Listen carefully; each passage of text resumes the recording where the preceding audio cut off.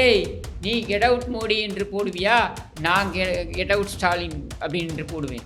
நீ எவ்வளோ ட்ரெண்டிங் பண்ணுறன்றது நான் பார்க்குறேன், நான் எவ்வளோ ட்ரெண்டிங் பண்ணுறன்றது நீ பாரு இப்படின்னு போயிருக்கு அரசியல். அந்த ஐடி விங் தலைவர்கள்னு இருப்பாங்க இல்லையா, இவர்கள் போட்டுக்கொள்ள வேண்டிய சண்டை. ஆனால் இதை யார் போட்டுக்கொண்டிருக்கிறார்கள்? மத்தியில் ஆண்டு கொண்டிருக்கின்ற ஒரு தேசிய கட்சியுடைய மாநில தலைவரும் இங்கே துணை முதலமைச்சராக இருக்கக்கூடிய ஒரு நபரும், இவர்கள் இருவரும் இந்த சண்டையை போட்டுக் கொண்டிருக்கிறார்கள். இதையா மக்கள் உங்களிடமிருந்து எதிர்பார்க்கிறார்கள்? ஒரு தரப்பு என்ன செஞ்சிட்டு இருக்கு? எதிரான 4ஆம் மொழி போர். எப்படி? வீட்டுக்கு முன்னாடி கோலம் போடுறது. இந்த கோலம் போட்டு 4ஆம் மொழி போறான். இதுக்கு எதிராக இன்னொரு தரப்பு, ஏய் பால்டாயில் பாபு, வீட்டுக்கு முன்னாடி நான் பால்டாயில் பாபுன்னு போஸ்டர் ஓட்டுவேன். துணை முதலமைச்சருடைய வீட்டுக்கு எதிராக அவன் ஒரு உதவாக்கிறதான், அவன் ஒரு தத்தி தான், அவன் ஒரு விளங்காத பையதான், அவன் ஒரு வெட்டி பையதான். என்ன இது அத்தனையும் நானும் சொல்கிறேன். ஆனால் ஒரு கட்சியுடைய மாநில தலைவராக இருக்கக்கூடியவர் பேசுகிறார். இது பால்டாயில் பாபு என்று போஸ்டர் ஓட்டுவேன் அப்படின்னு சொல்லிட்டு, போஸ்டர் ஓட்டுவதைத்தான் நீ போய் அரசியல் கற்றுக்கிட்டு வந்தியா? இங்கிலாந்திற்கு சென்று 3 மாதம் கேட்டால் அவர் எப்பவுமே அந்த லைம்லைட்லேயே இருக்கிறார். அதிமுக இல்லவே இல்லையே. அதிமுகவுடைய வேலை இது கிடையாது. உதவாநிதியுடன் சமூக வலைதளங்களில் சண்டை போட்டுக் கொண்டிருப்பதும், பிரஸ் மீட்டில் உட்கார்ந்துக்கிட்டு லாவணி கச்சேரி நடத்தி கொண்டிருப்பதும் பிரதான எதிர்கட்சியுடைய வேலை கிடையாது. பிரதான எதிர்கட்சியுடைய வேலை அங்கே மக்களுடைய பிரச்சனையை எடுத்து பேசுவது, ட்விட்டரில் ட்ரெண்டிங் செய்வது தான் அரசியலா? இதற்குத்தான் ஒருத்தனை மாநில தலைவராகவும் ஒருத்தனை துணை முதலமைச்சராகவும் போட்டிருக்காங்களா? பாரதிய ஜனதாவுடைய மாநில தலைவர் தரம் தாழ்ந்து பேசுகிறாருன்னு. உங்களுக்கு என்னடா தரம் இருக்கு? திமுகவையும் பார்த்து நம்ம கேட்கணும்ல, உங்களுக்கு என்னடா தரம் இருக்கு? அதிமுக ஆட்சியில் இருந்த பொழுதெல்லாம் இந்த இருமொழி கொள்கை என்று சம்பந்தப்பட்ட பிரச்சனை வரவே இல்லையே. ஏன் வரவில்லை? ஏன் இப்பொழுது வருகிறது? ஏன் 2021ஆம் ஆண்டிலிருந்து 2025ஆம் ஆண்டு வரைக்கும் இதே தர்மேந்திர பிரதான் இந்த பிரச்சனையை கிளப்பவில்லை? ஏன் இப்பொழுது கிளப்ப வேண்டும்? அப்போ இதிலிருந்து நமக்கு ஒன்று என்ன புரிகிறது என்றால், தமிழகத்தில் இருக்கக்கூடிய பிரதான பிரச்சனைகளிலிருந்து தப்பித்துக் கொள்வதற்கு இவர்கள் கையில் எடுக்கக்கூடிய மக்களுடைய உணர்வை வைத்து விளையாட வேண்டும் என்பதற்காக கையில் எடுத்திருக்கின்ற ஒரு விஷயமாகத்தான் இதை பார்க்க வேண்டும். இதற்கு துரதிருஷ்டவசமாக பாஜகவும் துணை போகிறது. தமிழக மக்களுக்கு வணக்கம். இன்றைக்கு நடந்து கொண்டிருக்கின்ற இந்த அரசியல் சம்பாஷணைகள், அதாவது பொலிட்டிக்கல் டிஸ்கோர்ஸ் என்று ஆங்கிலத்தில் சொல்வோம், அதாவது அரசியலில் இருக்கக்கூடிய நரேட்டிவ் என்ன பேசிக் கொண்டிருக்கிறார்கள், அரசியல் தலைவர்கள் என்ன பேசிக் கொண்டிருக்கிறார்கள், ஆட்சியாளர்கள் என்ன பேசிக் கொண்டிருக்கிறார்கள், ஆட்சியாளர்களுக்கு எதிராக இருக்கக்கூடிய எதிர்கட்சிகள் என்ன பேசிக் கொண்டிருக்கிறார்கள், இதெல்லாம் தான் நாம் கூர்ந்து கவனித்துக் கொண்டிருப்போம். ஆனால் பொலிட்டிக்கல் டிஸ்கோர்ஸ் என்பது எந்த இடத்திற்கு தரம் தாழ்ந்து சென்று விட்டது என்றால், ஏய் நீ கெட் அவுட் மோடி என்று போடுவியா, நான் கெட் அவுட் ஸ்டாலின் அப்படின்னு போடுவேன். நீ எவ்வளோ ட்ரெண்டிங் பண்ணுறன்றது நான் பார்க்குறேன், நான் எவ்வளோ ட்ரெண்டிங் பண்ணுறது நீ பாரு இப்படின்னு போயிருக்கு அரசியல். இதை விட கேவலமாக தரம் தாழ்ந்து அரசியல் செல்வதற்கு வாய்ப்பே இருக்க முடியாது. ஏனென்றால் இது சமூக வலைதளங்களில் அந்தந்த கட்சியுடைய அந்த ஐடி விங் தலைவர்கள்னு இருப்பாங்க இல்லையா, இவர்கள் போட்டுக்கொள்ள வேண்டிய சண்டை. ஆனால் இதை யார் போட்டுக்கொண்டிருக்கிறார்கள்? ஒரு தேசிய கட்சி, மத்தியில் ஆண்டு கொண்டிருக்கின்ற ஒரு தேசிய கட்சியுடைய மாநில தலைவரும் இங்கே துணை முதலமைச்சராக இருக்கக்கூடிய ஒரு நபரும், இவர்கள் இருவரும் இந்த சண்டையை போட்டுக் கொண்டிருக்கிறார்கள். இதையா மக்கள் உங்களிடமிருந்து எதிர்பார்க்கிறார்கள்? இங்கே அந்த பேசப்படுகின்ற அந்த விஷயம் என்ன? அந்த விஷயம் புதிய கல்விக் கொள்கை சார்ந்தது. இந்த புதிய கல்விக் கொள்கை சார்ந்த ஒரு மிகப்பெரிய கொள்கை வரைவு, இந்த கொள்கை வரைவு விவாதத்திற்கு உட்படுத்தப்பட்டிருக்கிறது. 2020ஆம் ஆண்டு முதலே இது விவாதத்திற்கு உட்படுத்தப்பட்டிருக்கிறது. 2021ஆம் ஆண்டு வரையில் இது எந்த பிரச்சனையும் கிடையாது. இன்னும் சொல்ல வேண்டுமென்றால் முன்னாள் அமைச்சரும் எம்பியுமான திரு செம்மலை அவர்கள் அந்த காலகட்டத்தில் மிக அருமையாக பேசியிருப்பார். இது குறித்த கருத்தையே தெரிவித்திருப்பார். அவர் சொன்ன கருத்து என்ன?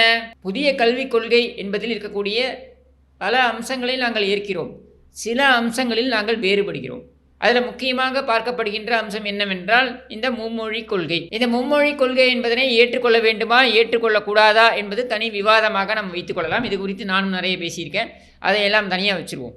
ஆனால் இங்கே இருமொழி கொள்கை என்பது இந்த மாநிலத்தின் மக்களால் ஏற்றுக்கொள்ளப்பட்டு விட்ட ஒரு விஷயமாகத்தான் பார்க்க வேண்டும். ஏனென்றால் 1967இல் இந்த இருமொழி கொள்கை தான் இந்த மாநிலத்தின் கொள்கையாக இருக்கும் என்பதனை தேர்தல் வாக்குறுதியாக கொடுத்து திராவிட முன்னேற்றக் கழகம், திரு அண்ணாதுரை அவர்கள் தலைமையிலான திராவிட முன்னேற்றக் கழகம் தேர்தலை சந்தித்தது.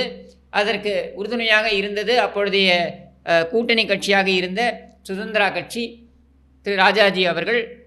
உங்களுக்கே தெரிந்திருக்கும், திரு ராஜாஜி அவர்கள் 1937இல் இந்த இந்தி எதிர்ப்பு போராட்டம் என்பதனை எதிர்கொண்டார் ஏனென்றால் அப்பொழுது அவர் தலைமை பொறுப்பில் இருந்தால், முதலமைச்சராக இருந்தார். அந்த காலகட்டத்தில் பள்ளிக்கூடங்களில் இந்தி படிக்க வேண்டும் என்று கொண்டு வந்தவர் அவர். அதுவும் ஒரு சில பள்ளிக்கூடங்களில், அதுவும் மெட்ராஸ் மாநகரத்தில் மட்டும். அதற்கே மிகப்பெரிய எதிர்ப்பு கிளம்பியது என்பதனை அவர் நேரடியாக எதிர்கொண்டிருக்கிறார். அப்படி இருந்தவர், பழுத்த அனுபவஸ்தர், இங்கே இருக்கக்கூடிய மக்களுடைய உணர்வை புரிந்து கொண்டிருக்கக்கூடியவர், மிகப்பெரிய அரசியல் மாற்றத்தை தமிழகத்திற்கு கொண்டு வருவதற்கு காரணமாக இருந்தவர், இந்திய அளவில் மிகப்பெரிய அரசியல் ஞானியாக போற்றப்பட்டவர்.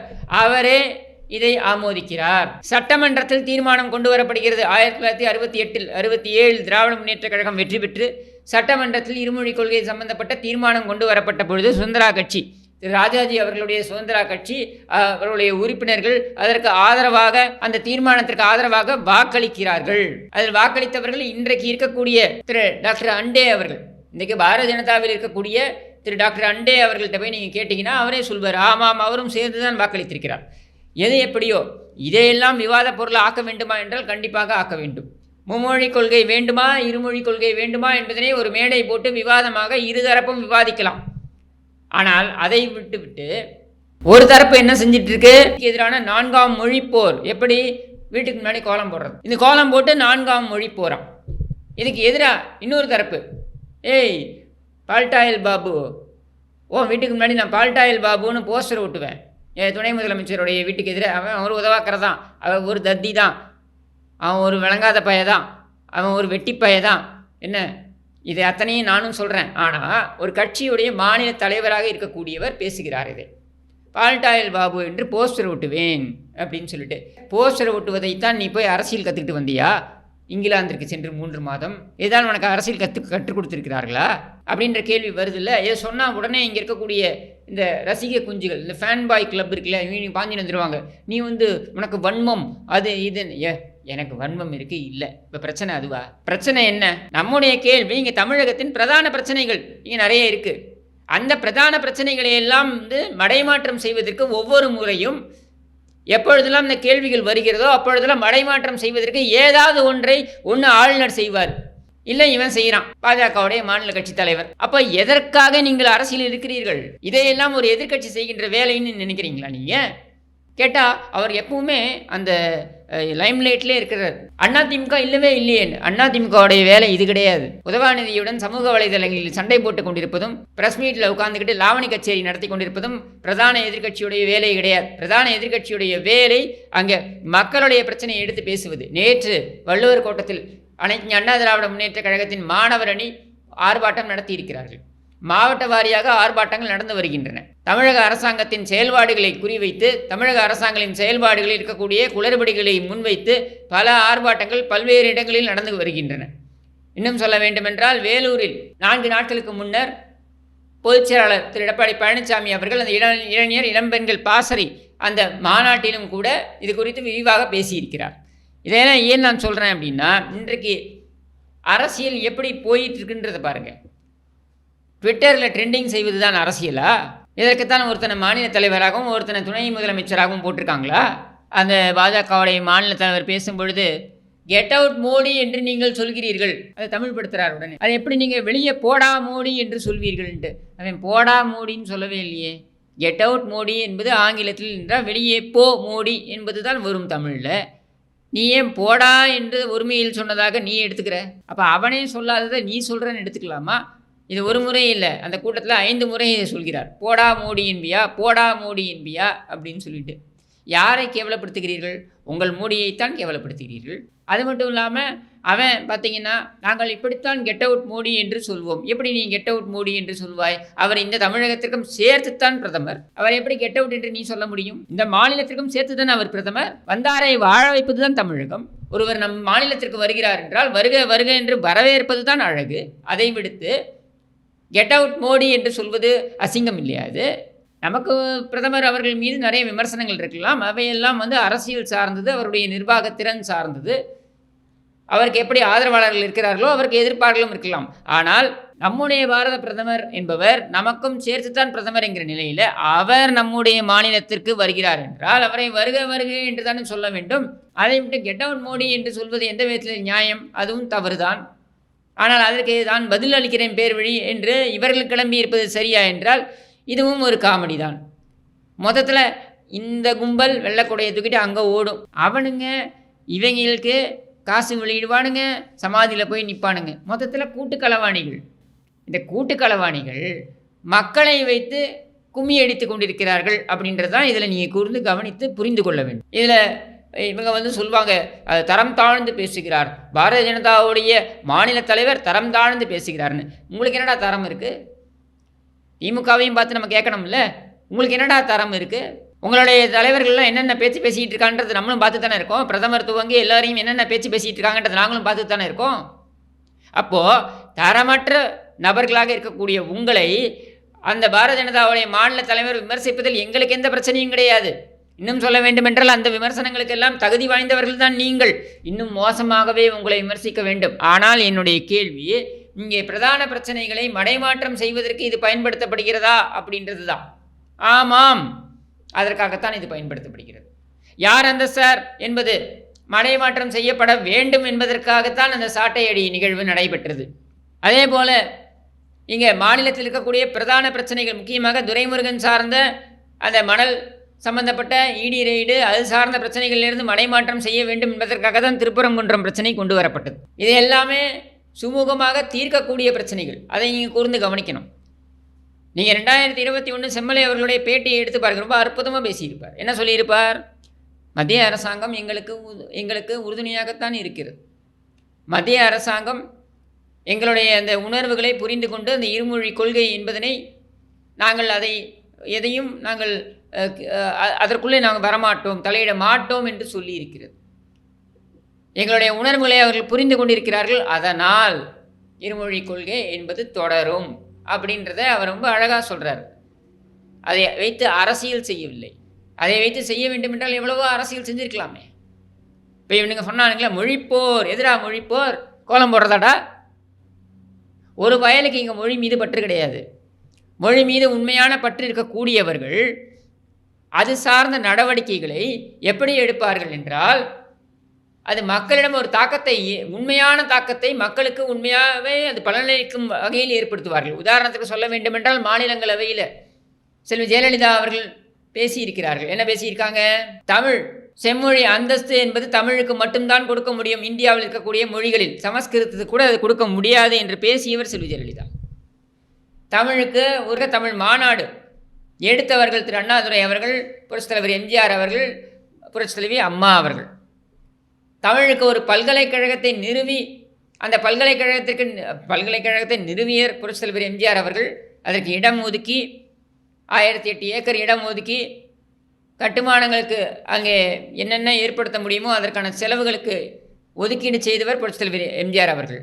அதே போல் அந்த நிரந்தர கட்டுமானங்களை கொண்டு வர வேண்டும் என்பதற்காக உலகத்தமிழ் மாநாட்டை, 8ஆம் உலகத்தமிழ் மாநாட்டை அங்கே நடத்தி காண்பித்தவர் புரட்சித் தலைவி அம்மா அவர்கள்.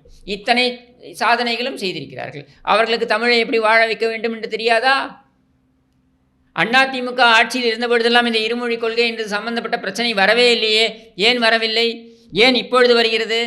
ஏன் 2021ஆம் ஆண்டிலிருந்து 2025ஆம் ஆண்டு வரைக்கும் இதே தர்மேந்திர பிரதான் இந்த பிரச்சனையை கிளப்பவில்லை? ஏன் இப்பொழுது கிளப்ப வேண்டும்?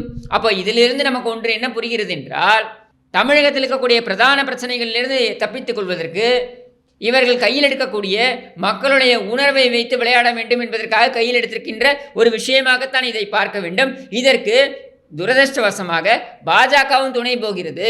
இதையெல்லாம் செய்தால் அதிமுகவை ஒன்றுமில்லாமல் செய்துவிடலாம் என்று நீங்கள் நினைத்து கொண்டிருக்கலாம். நீங்கள் அங்கேதான் தப்பு கணக்கு போடுகிறீர்கள். திமுகவுடைய திட்டங்களுக்கு துணை போவதால் நீங்கள் தமிழகத்தில் காலூன்ற முடியும் என்று நினைத்தால், திமுக எதிர்ப்பு என்பது தெருக்களில் வீடு வீடாக நடக்க வேண்டிய ஒரு விஷயம். பிரஸ் மீட்டுகளில் உதார விட்டு கொண்டு நடக்கின்ற விஷயம் கிடையாது. திமுகவுக்கு எதிராக நடத்தப்படுகின்ற அந்த அரசியல் என்பது ஒவ்வொரு கிராமமாக இருக்கின்ற அரசியல். அந்த அரசியலை நீங்கள் பிரஸ் மீட்டில் நடத்தி மட்டுமே சாதித்து விட முடியாது. அடுத்து, திமுகவை எதிர்த்து இருக்கக்கூடிய அந்த வாக்காளர்களை எல்லாம் நாம் பிரித்து விட்டோம் என்றால் நாம் அடுத்து வந்து விடுவோம். ஏனென்றால் நமக்கு மத்தியில் ஆட்சியில் இருக்கிறோம். நமக்கு எப்பொழுது வேண்டுமானாலும் தேர்தலை சந்தித்துக் கொள்ளலாம். இந்த 2026 தேர்தல் இல்லைன்னா 2031 தேர்தலையும் நம்ம ஜெயிச்சுக்கலாம் அப்படின்ற இருமாப்பில் நீங்கள் இருப்பீர்கள். இருமாப்பு கூட கிடையாது. அப்படின்ற மனப்பாலை நீங்கள் குடிக்கப் போகிறீர்கள் என்றால் ஒன்றை புரிந்து கொள்ளுங்கள். சட்டமன்ற தேர்தல் என்பது ஒரு வித்தியாசமான ஒரு போட்டி. அந்த வித்தியாசமான போட்டியில் கிட்டத்தட்ட 11 தேர்தல்களில் 7 தேர்தல்கள் அனைத்து இந்திய அண்ணா திராவிட முன்னேற்றக் கழகம் வெற்றி பெற்றிருக்கிறது. நீங்கள் நினைக்கலாம் அதில் இருக்கக்கூடிய வெறும் தலைவர்கள் இல்லையே, புரட்சித் தலைவர் எம்ஜிஆர் அவர்கள் இல்லை, புரட்சித் தலைவி அம்மா அவர்கள் இல்லை, இவர்கள் இல்லாத இந்த சூழலில் நீங்கள் எப்படி வெற்றியை பெற முடியும் அப்படின்லாம் நீங்கள் கேள்வியெல்லாம் கேட்கலாம், நீங்கள் நினைத்திருக்கலாம். நான் திரும்பவும் சொல்கிறேன், சட்டமன்றத்தை பொறுத்த வரைக்கும் அது புரட்சித் தலைவி அம்மா அவர்களாக இருக்கட்டும் அல்லது புரட்சித் தலைவர் எம்ஜிஆர் அவர்களாக இருக்கட்டும், தொண்டர்களுடைய அந்த உழைப்பு அதுதான் பிரதானமாக இருந்திருக்கிறது. அதனுடன் இவர்களுடைய செல்வாக்கு சேர்ந்திருக்கிறது. அப்படின்னு தான் அந்த வெற்றியை பெற்றிருக்கிறோம். அதனால் அந்த வியூகத்தை எப்படி வகுக்க வேண்டும், அதை எப்படி எதிர்கொள்ள வேண்டும் என்று எங்களுக்கு தெரியும்.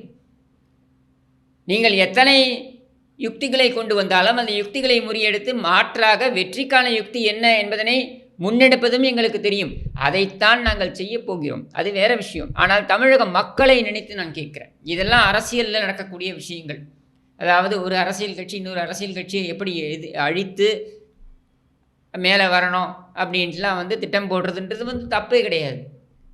அந்த முயற்சியை நீங்கள் மேற்கொள்ளலாம். யாரும் உங்களை கேள்வி கேட்கப் போவதில்லை. தாராளமாக மேற்கொள்ளுங்கள். அந்த நீங்கள் போடுகின்ற இந்த நாடகத்தை, அதாவது திமுகவும் பாஜகவும் கள்ளத்தனமாக போடுகின்ற இந்த நாடகத்தை எப்படி மக்கள் மத்தியில் கொண்டு போய் தோல்வித்து காட்ட வேண்டும், இதை எப்படி எதிர்கொள்ள வேண்டும், இதற்கு மாற்றை எப்படி கொண்டு வர வேண்டும் என்பதெல்லாம் நமக்கு தெரியும். தெரியாமல்லாம் கிடையாது. 24 மணி நேரமும் இதை பற்றியே நாங்கள் கவனித்து கொண்டிருக்கிறோம். இதையேத்தான் நாங்கள் எங்களுடைய வாழ்வியலாக கொண்டிருக்கிறோம் என்கிற நிலையில் இதை எப்படி எதிர்கொள்ளணும், இந்த சித்து விளையாட்டெல்லாம் நாங்கள் நிறையவே பார்த்துட்டோம். ஆனால் இங்கே கேள்வி என்ன அப்படின்னா, தமிழக மக்களுடைய பிரச்சனைகள் இங்கே முன்னிறுத்தப்படாமல் இது மாதிரியான லாவணி கச்சேரிகள் முன்னிலைப்படுத்தப்படுகிறது மீடியாக்களால் அப்படின்றது தான் நம்ம பார்க்க வேண்டிய விஷயமாக இருக்கிறது. நம்முடைய கவலை இதையெல்லாம் செய்து இந்த ப்ரெஸ் மீட் லாவணி கச்சேரிகளை வைத்தும் இந்த ட்விட்டர் ஹேஷ்டேகை வைத்தும் இவர்கள் மிகப்பெரிய செல்வாக்கை பெற்றுவிடுவார்களோ என்பதோ அல்லது மக்கள் ஏகோபித்தமாக இவர்களுக்கு வாக்களிக்கப் போகிறார்களோ என்பதோ கிடையாது. ஆனால் நம்முடைய கவலை இங்கே மக்களுடைய பிரச்சனைகள் ஹைலைட் செய்யப்படாமல் இது போன்ற சில்லறைத்தனமான பிரச்சனைகள், சில்லறைத்தனமான சண்டைகள் தான் இங்கே ஹைலைட் ஆகின்றன அப்படின்றது தான் நாம் கருத்தில் கொள்ள வேண்டியதாக இருக்குது. நீங்கள் எந்த கட்சியோடைய சார்ந்தவர்களாக இருந்துட்டு போங்க, அது ஏன் பிரச்சனை கிடையாது. ஆனால் இந்த அயோக்கியத்தனத்தை, இந்த சில்லறைத்தனத்தை கண்டிப்பாக நீங்கள் உள்வாங்கிக் கொள்ள வேண்டும், நீங்கள் புரிந்து கொள்ள வேண்டும். இதற்கு பின்னால் இருக்கக்கூடிய நுண்ண அரசியலை நீங்கள் புரிந்து கொள்ள வேண்டும். இந்த சில்லறைத்தனத்தை நீங்கள் உண்மையிலேயே மக்களுடைய பிரச்சனைகள் மீது அக்கறை கொண்டவர்களாக இருந்தால் இது போன்ற கேவலமான கீழ்த்தரமான இந்த சண்டைகளுக்கு நீங்கள் ஆதரவை கொடுக்க மாட்டீர்கள் என்கிற நம்பிக்கையில் விடைபெறுகிறேன். நன்றி, வணக்கம்.